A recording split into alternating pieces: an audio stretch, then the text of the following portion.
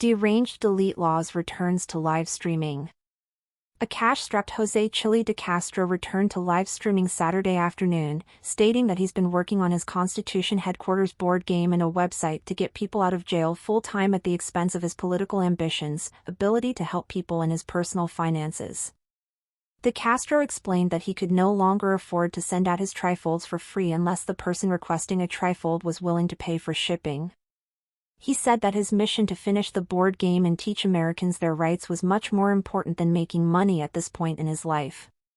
He also made it clear that as soon as the game was released and his Get People Out of Jail project was done, and he started to try again, he would again top social media.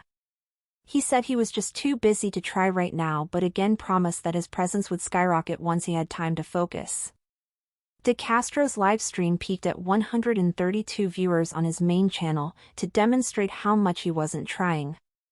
The YouTuber showcased various non-final versions of playing cards from his upcoming game at the start of the video. Observers noted multiple typographic errors and misspellings on the presented cards, which made them question the quality control of non-final game pieces.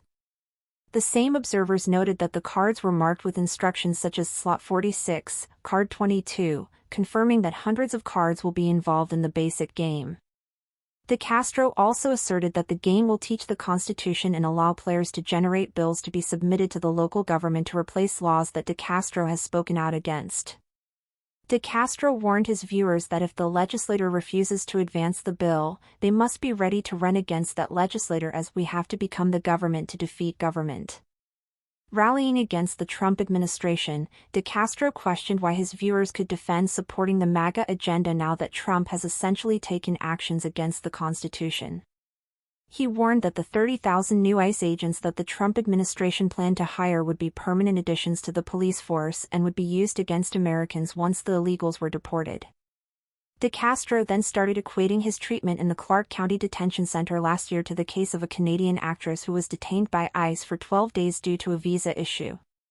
He also played video of Turkish police attacking protesters and compared it to his treatment in the detention center. Going into an extended rant against the Israeli government, DeCastro said that Israel's Mossad intelligence agency assassinated President John F. Kennedy and were in control of most of the United States government due to all members of the government being on the list of visitors to Jeffrey Epstein's private island. He claimed that President Donald Trump, along with major members of the Trump administration, was on the Epstein list and was implicated in having non-consensual inappropriate relationships with children while visiting Jeffrey Epstein's private island.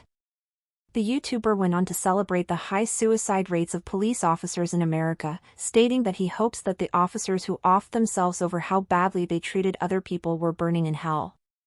He then gleefully laughed at the high suicide rates of veterans for treating people so badly, comparing their actions to the officers who died. He displayed comments from his chat celebrating the suicides as house cleaning. DeCastro had internet troubles during the second hour of his live stream, which he blamed on unknown forces who were working against him. He said it was plain as day that he was being retaliated against for his views.